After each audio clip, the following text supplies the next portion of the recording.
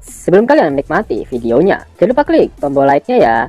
Ayo, udah belum? Like dari kalian akan menambah semangat Mimin untuk memberikan informasi mengenai One Piece pada nakama all player sekalian. Ya, pada panel terakhir chapter sebelumnya, terdapat 12 sosok yang berpotensi untuk mendapatkan harta karun One Piece, di mana salah satunya adalah Paduka Lord dibagi sama. Adegan berpindah ke markas Cross Guild. Semua kroco bajak laut bagi bersorak dan bersemangat untuk mendapatkan harta karun One Piece. Mereka yakin paduka mereka yaitu Bagi pastilah sosok yang akan mendapatkan harta karun One Piece. Karena Bagi memiliki privilege sebagai mantan kru bajak laut Roger yang memang pernah berada di pulau tempat Roger menyimpan harta karunnya tersebut.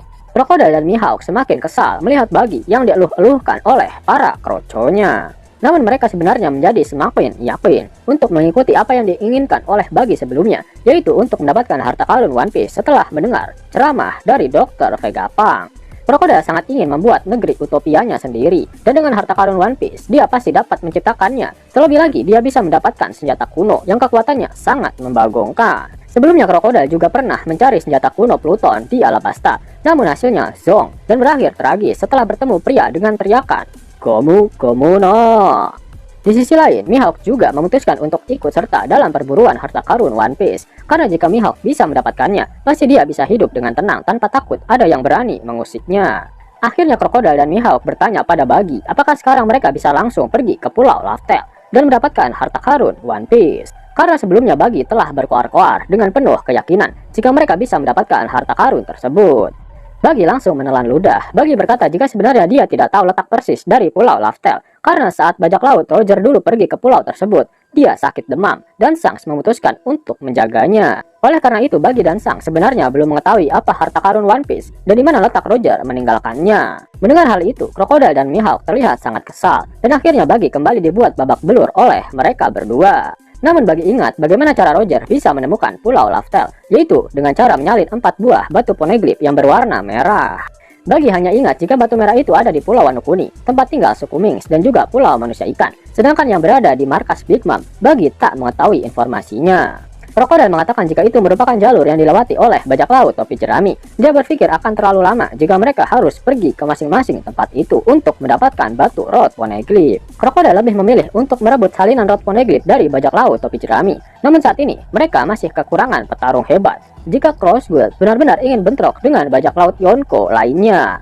Karena Cross Guild adalah kelompok yang diciptakan untuk tidak saling mempercayai satu sama lain, Crocodile dan Mihawk sangat yakin jika seluruh mantan Shichibukai mau bergabung ke dalam kelompok mereka. Ditambah dengan peraturan tidak tertulis di dunia baru, jika bajak laut berada di perairan New World, maka hanya ada dua pilihan bagi mereka, yaitu bergabung dengan bajak laut Yonko atau menantang bajak laut Yonko. Mantan Shichibukai yang paling potensial untuk bergabung dengan Cross Guild adalah Don Quixote Doflamingo. Crocodile menyadari jika terdapat hubungan spesial antara Doflamingo dengan pemerintah dunia, dan dia menganggap Doflamingo mengetahui sesuatu mengenai informasi tentang senjata kuno. Ya, Crocodile bisa berpikir seperti itu karena di dalam pesan milik Dr. Vegapunk dikatakan bahwa dahulu terjadi perang senjata kuno antara pihak Joy Boy dan pemerintah dunia. Jika Cross Guild ingin merekrut Doflamingo, mau tidak mau mereka harus membebaskannya dari penjara Impel Down. Tak hanya bisa merekrut Doflamingo, Cross Guild juga dapat merekrut Edward Weevil yang baru saja ditangkap oleh Green Bull dan dipenjara di Impel Down. Weevil mengakui dirinya sebagai anak dari Shirohige, dan saat ini dia memiliki dendam kesumat pada Kurohige yang telah menghabisi nyawa ayahnya. Sehingga Weevil akan dengan sangat senang hati bergabung ke dalam Cross Guild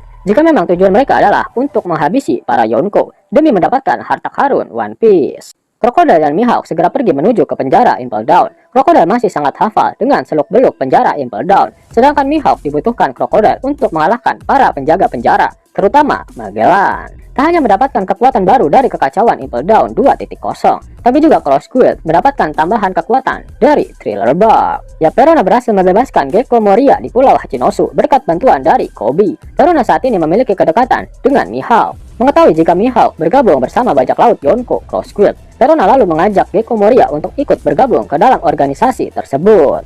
Tak ada pilihan lain bagi Moria setelah dia dipermalukan oleh Kurohige. Saat ini dia memiliki dendam pribadi dengan si ompong itu karena telah menghabisi Absalom dan mengambil kekuatan buah iblisnya. Moria menyetujui penawaran dari Perona dan saat ini mereka sedang berlayar menuju ke Pulau Karaibari, markas dari Cross Guild. Dan kemudian memperlihatkan mantan Shichibukai lainnya yaitu Puah Hamok. Ternyata dia saat ini sudah pergi berlayar meninggalkan Pulau Amazon Lily. Hal ini dilakukan oleh Hancock agar suku Kuja tak mendapatkan serangan lagi dari pihak-pihak seperti Angkatan Laut ataupun bajak laut seperti yang terjadi sebelumnya. Karena yang mereka incar adalah dirinya. Hancock terlihat sedang mendengarkan pesan dari Dr. Vegapunk melalui Denden Mushi miliknya.